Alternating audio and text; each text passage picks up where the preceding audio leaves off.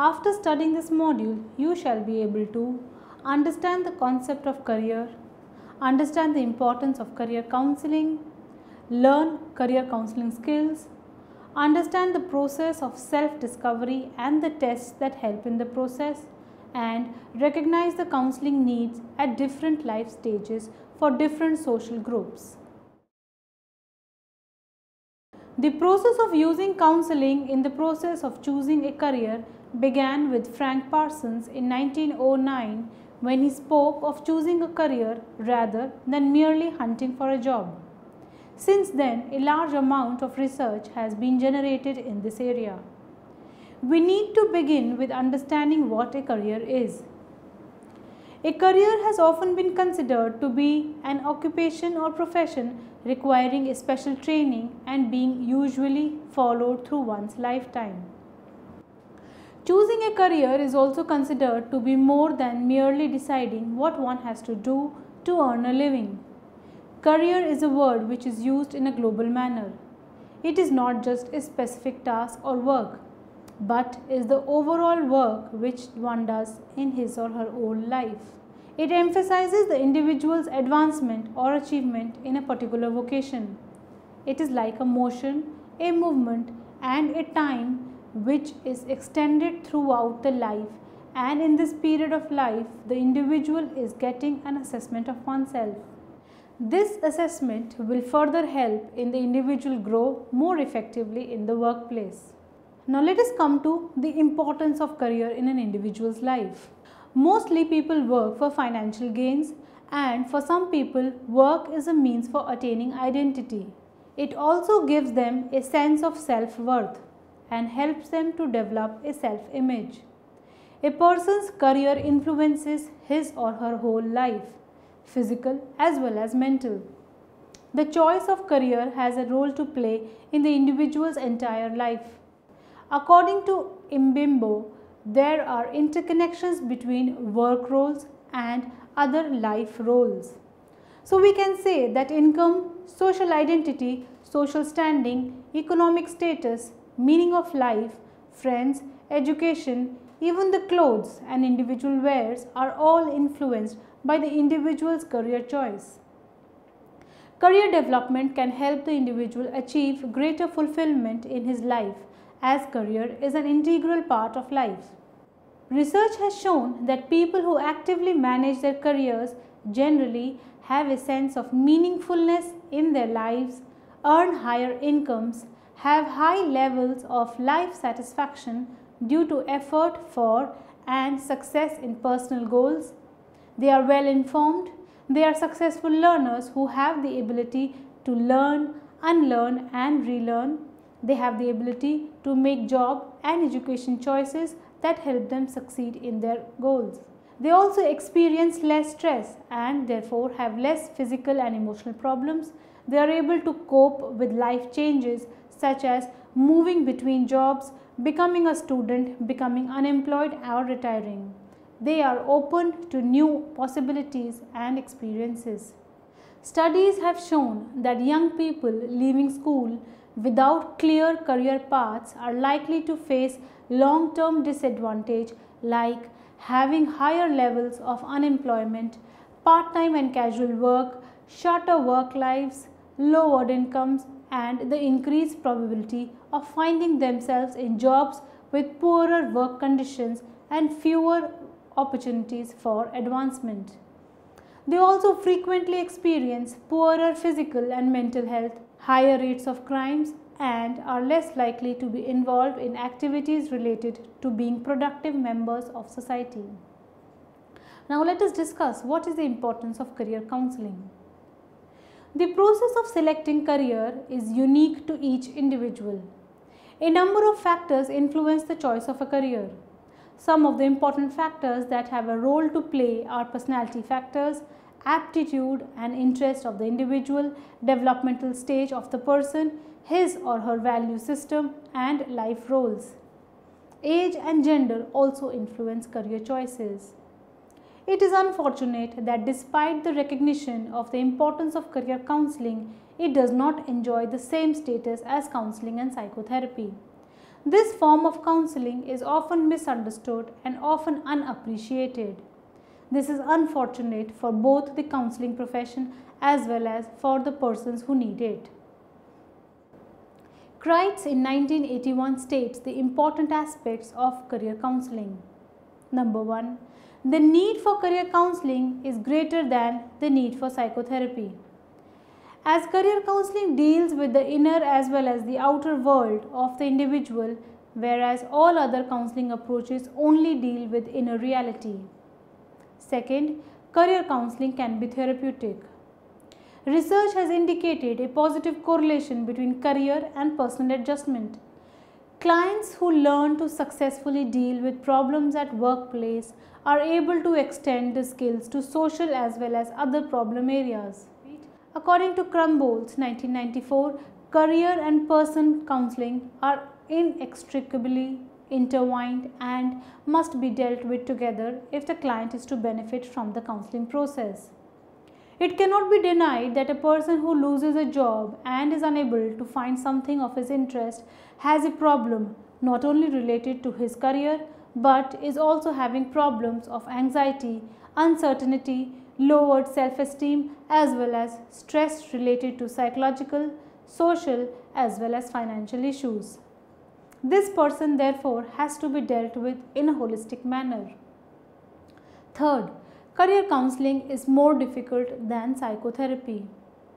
In continuation with the second point, it is important to understand that career counseling requires proficiency not only in being able to help the client deal with internal problems as in the case of counseling and psychotherapy, but also have the required information to give a direction to the client's career. The career counselor is required to draw information not only from personality theories but also from various career development theories. Now let us come to the next point, that is defining career counseling. The NCDA defines career counseling as a process of assisting individuals in the development of a life career with the focus on the definition of the worker role and how the role interacts with other life roles. Sears in 1982 defines it as one-to-one or small group relationship between a client and a counselor with the goal of helping the clients integrate and apply an understanding of self and the environment to make the most appropriate career decisions and adjustments. Career counseling has been known by different names over the years. These are vocational guidance, vocational counseling, or occupational counseling. Kreitz in 1981 emphasizes that the term career is more inclusive than vocation or occupation. The term job is also limited in its implications as it merely refers to an activity undertaken for economic returns. A career counselor must take into account many factors when helping a person make career choices. As mentioned earlier, factors like individual's personality, value system, age, gender and life roles need to be considered when making decisions about a career. Now let us consider what are the core skills for career counseling. First of all, let us discuss the career counseling. Counseling on issues related to an individual's career is also referred to as career counseling. An average person changes jobs at least 5 times during their working life. With increasing career options and professional possibilities, career counseling is sometimes necessary for individuals to make the right choices about their career paths, career development and career change. Career counselors help individuals with self-assessment and self-analysis. They match the aptitude, skills and interest of the individuals with various job options. They also help provide preciseness on different job roles and help in matching skills with jobs. Overall, they help individuals make informed career choices and help define their career paths to maximize the success in their chosen careers. Now let us discuss the specific skills for career counseling. At a more specific level, the primary goal of career counseling intervention is to establish a counseling relationship that helps the career aspirant deal with the following career developmental tasks. Number 1, identify personal interests and aptitudes. Number 2, understand personal beliefs and attitudes that may have a bearing on the career development. Third, learn about the world of work. Fourth, match personal profiles with the world of work. Fifth, make career choices. And sixth, develop and implement a career plan. Now let us discuss what are the functions of a counselor. The functions that counselors perform are: number 1, administering and interpreting tests and inventories. Second, conducting personal counseling services. Third, developing individualized career plans. Fourth, helping clients integrate vocational and avocational life roles. Fifth, deal sensitively with unrealistic plans. Sixth, facilitating decision-making skills. 7, providing support for individuals experiencing job stress, job loss or job transitions. Well, now let us discuss what are the stages in the counseling process. The process in career counseling is important. Developing a good rapport is an integral part of all forms of counseling. Its importance in career counseling cannot be overemphasized. 3 factors related to clients that are equally important prior and in the decision-making process are: number 1, lack of readiness, number 2, lack of information, and number 3, inconsistent information. The learning theory model of career counseling includes 7 stages in career counseling process. Now let us come to the first stage, the interview. The different aspects of this stage are: A, client-counselor relationship is recognized. B, the client is asked to make a commitment to the time needed for counseling. C, insightful and positive responses by the client are reinforced. D, the counselor and the client focus on career problems, family issues, environmental influences, emotional instability, career beliefs, and obstacles in achieving career goals, as well as traditional career domains of skills, interests, values, and personality. And E, the client is helped in formulation of tentative short-term goals as well as long-term goals. The second stage involves assessments for achieving career goals. The different aspects of this stage are: A, objective assessment using instruments as a means of providing links. B, subjective assessment attempts to attain the accuracy and coherence of the client's information system.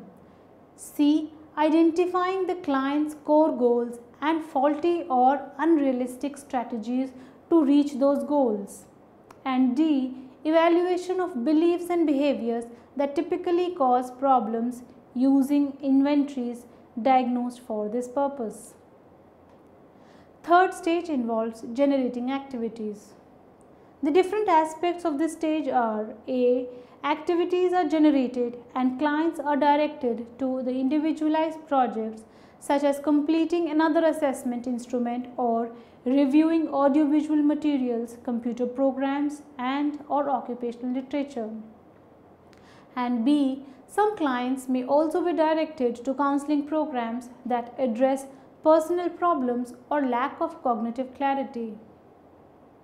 Stage 4, collected information. The different aspects of this stage are: A, discussing potential intervention strategies. B, discussing and developing individual goals.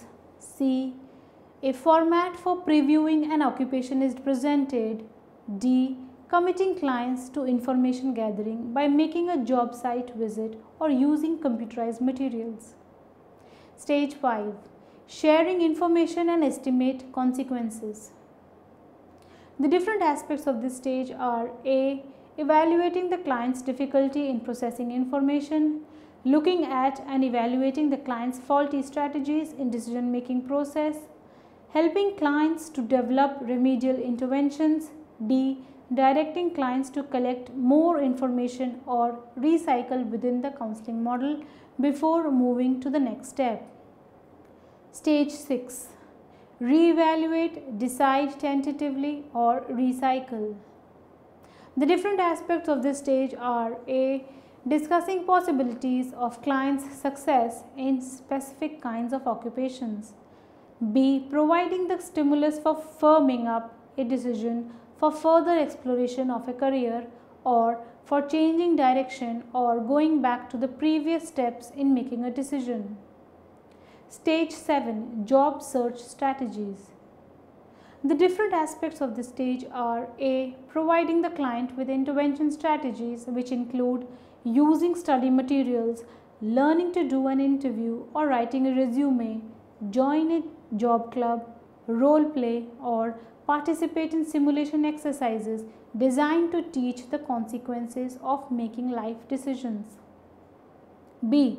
Concepts of career life planning are introduced, along with how the newly learned decision-making techniques can be used for future decisions. Now let us discuss the process of self-discovery.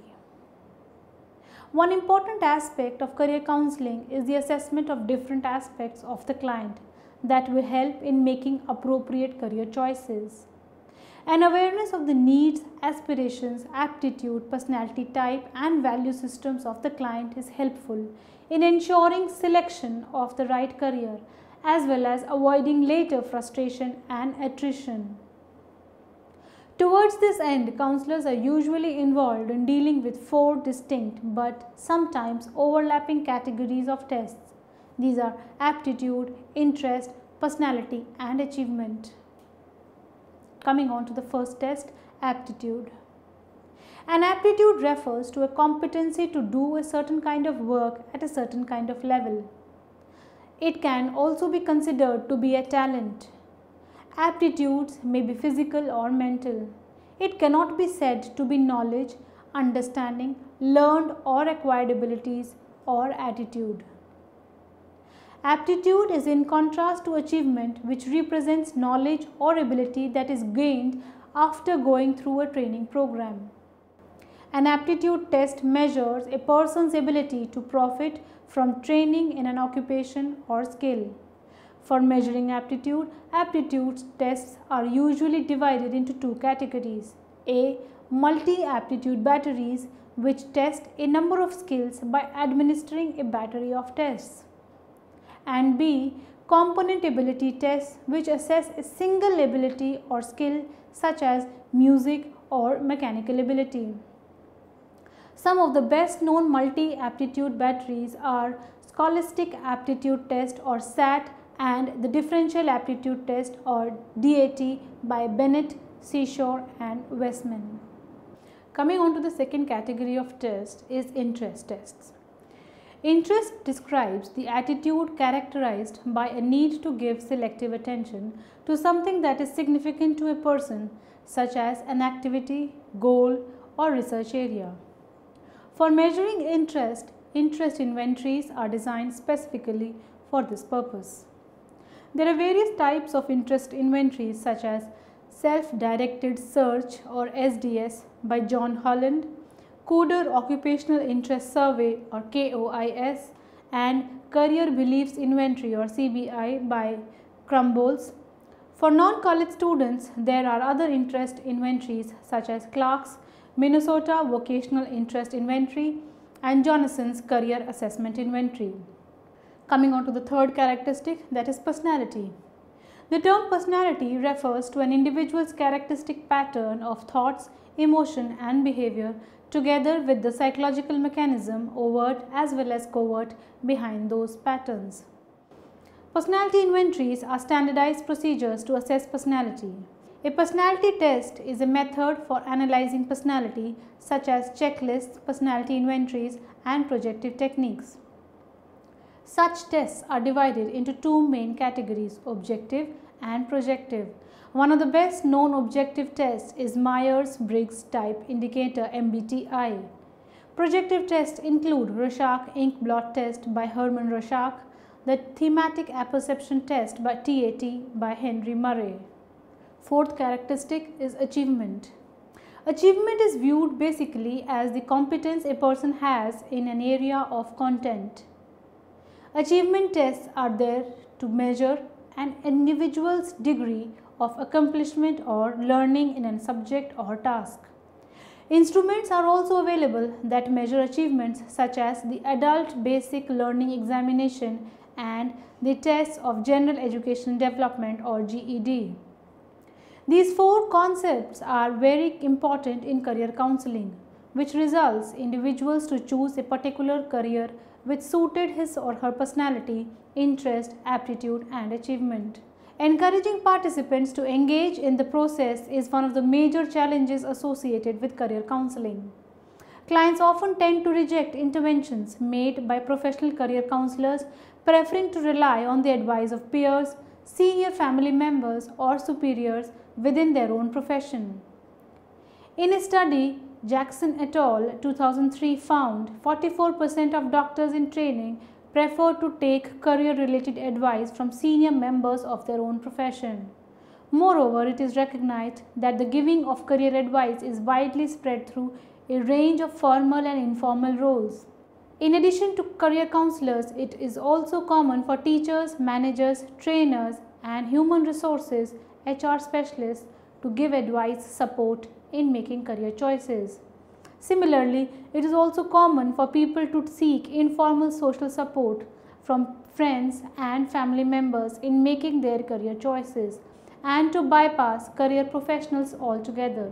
Today, people increasingly rely on career web portals to seek advice on the various aspects of career making like resume writing, handling personal interviews and research on various professions and companies. It has also become possible to take vocational assessment online. Let us come to the next topic, that is career counseling at different life stages and different social groups. First of all, career counseling with children. The process begins in preschool and elementary years. Herr and Kramer in 1996 cited a number of studies to show that during the first 6 years of school, many children develop a relatively stable self-perception and make a rough sketch of a future occupation. Many future occupational decisions are made in early childhood, often influenced by parental occupation. Second, career counseling with adolescents. The American School Counseling Association emphasizes that school counselors should deliver career education to students to help them make wise career decisions. Middle school involves work exploration, evaluation of strengths and weaknesses and talents and skills. The high school level of career counseling involves dependent on maturity, stimulating career development, providing treatment and aiding placement.